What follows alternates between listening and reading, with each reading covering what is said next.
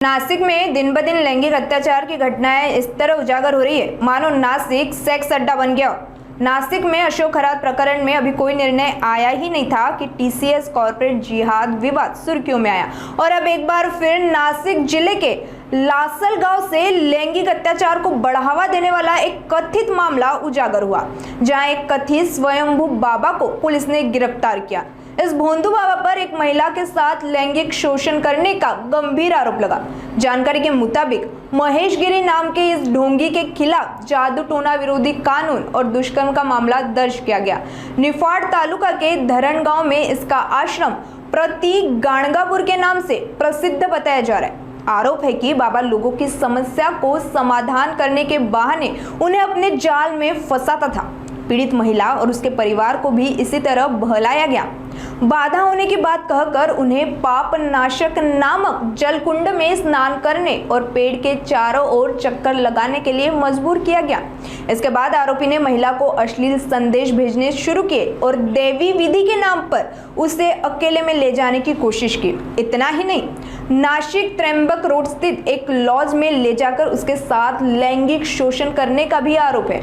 महिला ने बताया कि आरोपी ने देवी भय दिखाकर उसके साथ अत्याचार किया। तत्पश्चात पीड़ित महिला ने हिम्मत दिखाते हुए अंधश्रद्धा निर्मूलन समिति के पदाधिकारियों से संपर्क कर शिकायत दर्ज कराई। पुलिस अधीक्षक के निर्देश पर लासलगांव पुलिस स्टेशन में मामला दर्ज कर लिया गया और आरोपी को गिरफ्तार कर लिया गया। प्राथमिक जांच में यह भी आशंका जताई जा रही है कि इस भोंदू बाबा ने कई अन्य महिलाओं का भी शोषण किया होगा। इस पूरे मामले में अंधश्रद्धा निर्मूलन समिति पुलिस प्रशासन आगे की गहन जांच कर रही है। धारणगाव येथील खडक धारणगाव निफाड तालुक्यातील खडक धारणगाव येथील प्रतीक गाणगापूर म्हणून मठ आहे। त्या मठामधला जो महेशगिरी बाबा आहे, महेशगिरी नावाचा, तो त्यांनी माझ्यावर जे लैंगिक अत्याचार केले त्या अत्याचारांविरुद्ध मी लासलगाव पोलीस स्टेशनमध्ये आज आली आहे तक्रार नोंदवण्यासाठी। तर त्यांनी सुमारे 2 वर्षापूर्वी माझ्यावरती हे कृत्य झालेलं आहे माझ्यासोबत। त्यांनी त्यांच्या मठामध्ये मी माझे जे घरातला प्रॉब्लेम होता त्याच्यासाठी मी एकदा त्यांचं इंस्टाग्रामवरती त्यांचे व्हिडिओ बघून आमची फॅमिली, माझे मम्मी पप्पानी मी गेली होती। त्याच्यानंतर त्यांनी तिथे आम्हाला दर गुरुवारी यायला सांगितलं आणि त्यांचं जे पापविनाशी तीर्थ आहे त्या तीर्थामध्ये आंघोळ करायला लावली त्या तळ्यामध्ये। त्याच्यानंतर औदुंबराला फेऱ्या मारायला लावल्या। असं 4 गुरुवार करायला लावलं आणि प्रत्येक गुरुवारी 200 रुपयाची पावती फाडायला लावली, अन्नदान करायला लावलं। तिथं घरून येताना 5 किलो तांदूळ वगैरे घेऊन या असं म्हणायचे। त्याच्यानंतर त्यांनी माझा नंबर घेतला वैयक्तिक की म्हणे तुझी जन्मतारीख वगैरे मला व्हॉट्सअपला पाठव। त्याच्यानंतर मी त्यांना पाठवले आणि मला म्हणे की त्यांनी मला 2-3 दिवसानंतर मेसेज केला की हाय कशी आहे व काय जेवली का वगैरे। तर मी म्हटलं की हा बाबा असं मला असे मेसेज करतोय वगैरे। तर मी घरी सांगितलं, माझ्या बहिणीला वगैरे दाखवलं। तर ती म्हणे असंच करत असेल बा। तर मी नंतर कॉन्टॅक्ट बंद करून टाकलं। तर त्यांनी मला धमकी दिली की माझ्या स्थानावर परत पाय नको ठेवू बा असं।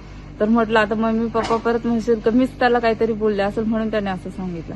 मग नंतर एक दिवस मग मी त्याच्याशी बोलतच राहिले फोनवर। नंतर त्याने एक दिवस माझ्या पप्पांना सांगितलं की तिला वैयक्तिक मला भेटायला पाठवा पंचवटीला असं।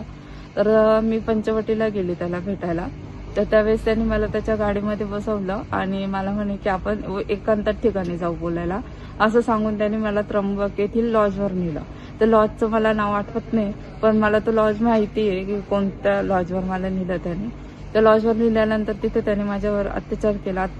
अत्याचार करताना असं होतं की मला तिथे ना आवाज पण करता येईल, कारण त्यांनी मला सांगितलं की माझ्या गळ्यामध्ये रुद्राक्ष आहे माझ्यावर आणि तो होताच असं राक्षसासारखा की मला त्याचा प्रतिकारच नाही करता आला।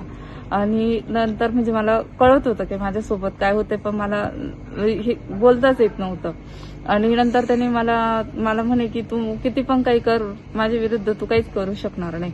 त्याच्यानंतर त्यांनी मला तिथून जे हे मुंबई नाक्याचं जे सिग्नल आहे तिथे त्यांनी मला सोडलं। माझ्यासारख्या अनेक महिला, अनेक मुली त्या बाबाच्या जाळ्यात फसल्या आहे आणि मला माहिती आहे खूप मुलींवर हा अत्याचार झाला. आता पण ते शांत आहे. तर प्लीज प्लीज प्लीज माझ्या सगळ्या मुलींना विनंती आहे, मी जसं आपल्या मागे समिती आहे, लासलगाव पोलीस स्टेशन भक्कमपणे उभे, तर प्लीज त्या मुलींनी समोर यावं. तुमचं कोणत्याही प्रकारचं नाव येणार नाही, तुम्ही फक्त समोर यावं आणि तुमच्यावर जो अन्याय झालाय ना तो इथं तुम्ही दाखल करा त्या बाबाविषयी, जेणेकरून खूप मुलींचे आयुष्य वाचतील. आणि अजून पण असे जे गोरगरीब लोक तिथं जात आहे अंधश्रद्धेखाली जे फसताय त्यांना मदत होईल. प्लीज त्या मुलींची मदत करा आणि ज्या मुलींवर अन्याय झालेले त्यांनी या इथे एकदा फिर्याद द्या, प्लीज द्या. भोंदू अशोक खरातच्या प्रकरणानंतर राज्यामध्ये अनेक ठिकाणी महिलांच्या लैंगिक शोषणाचे प्रकार समोर येत आहेत. आपल्यावरील झालेल्या अन्यायाविरुद्ध वाचा फोडण्यासाठी महिला मोठ्या हिमतीने पुढे येत आहेत. अशी एक घटना नाशिक जिल्ह्यातील धारणगाव खडक या ठिकाणी घडलेली आहे. प्रतिगाणगापूरच्या मठाचा महेशगिरी काकडे हा भोंदू महाराजच्या विरोधात लासलगाव पोलीस स्टेशनमध्ये आम्ही गुन्हा नोंदलेला आहे. या भोंदू बाबाने अनेक महिलांचे शोषण केलेले आहेत. त्यामुळे या पीडित महिलांनी या निमित्ताने समोर यावे असे आवाहन महाराष्ट्र अंधश्रद्धा निर्मूलन समिती करत आहे.